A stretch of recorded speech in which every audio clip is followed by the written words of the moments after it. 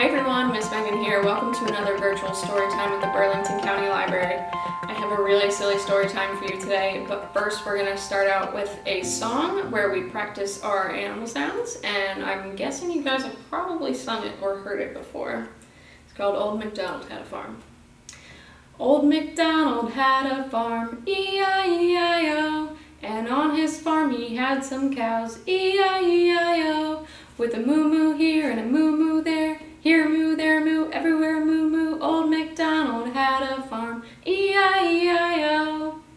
Old MacDonald had a farm, E-I-E-I-O, and on his farm he had some chicks, E-I-E-I-O, with a cluck cluck here and a cluck cluck there, here cluck, there cluck, everywhere cluck cluck. Old MacDonald had a farm, E-I-E-I-O.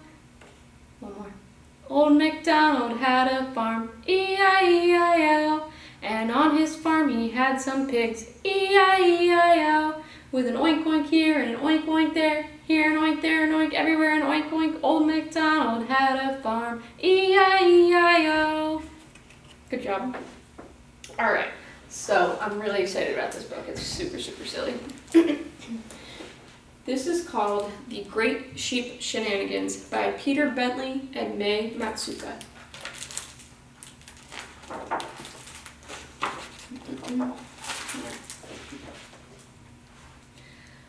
A lamb for my supper will taste mighty fine, thought a wily old wolf by the name of Lupine, as he sneakily, slyly snuck up on the flock. But it wasn't the sheep who were in for a shock. He chuckled, "How stunningly cunning I am," as he slunk through the hedge and met Rambo the Ram. "Scram!" bellowed Rambo. "The moose, steer clear. Wolves are not welcome. Buzz out of here." "What I need," grumbled Lou, "is a sheepy disguise to give those dumb muttons a nasty surprise." So he wrapped himself up in a fluffy white gown that belonged to my Watson, the best shot in town. Not a good idea. He lay on the road to get covered in gunk. "Bah!" laughed the sheep. "It's an overgrown skunk." At the fair, Lou saw cotton candy on a stick. "My own candy fleece? What a fabulous trick!" He flicked on the switch, and at first it was fun, but faster and faster and faster he spun. He looked in the mirror, and he felt his heart sink. He'd ended up dizzy and sticky and pink. Lou found a thicket of blossoming trees. Down came the blossoms, and down came the bees. "I know," sputtered Lou. "I've a brilliant plan. It's time for a trip to Red Riding Hood's Gran." "Hello, Granny dearest. It's me, Little Red." "My word, what a big ball of yarn," Granny said. Lou dropped his hood and declared, "All the better for you to get cracking and knit me a sweater. And if it's not done by the time I get back, I'll be in the mood for a gran-flavored snack." The very next day, Lou returned for a fitting and had to admit that Gran was a dandy at knitting. He chuckled, "How smashingly dashing I am. Tonight I'll be scarfing a tasty young lamb." But Gran thought, "He'll pay me for knitting that woolly. I'll play my own trick and on that nasty big bully." While Lou wasn't looking, she grabbed a loose thread and tied it at once to the end of her bed. As he slipped through the hedgerow, some ewes standing near looked up at old Lou and said, "Morning, my dear. Can you check on our lambs? They're behind that big tree." "No problem," said Lou. "You can leave them to me." "I fooled them," thought Lou. "What a genius I am.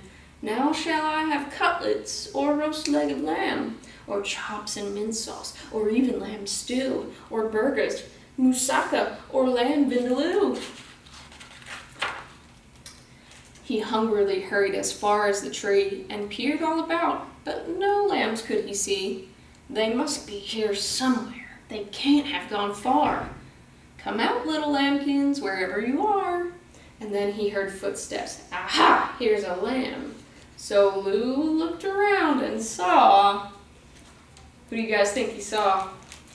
Rambo the Ram! He aimed his big horns at the wolf's derriere and sent him skedaddling up in the air. Ouch, my behind, howled Lou as he flew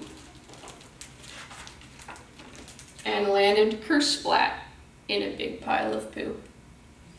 I think that's the last of the wolf and his wiles, laughed Rambo. From now on, we'll smell him for miles.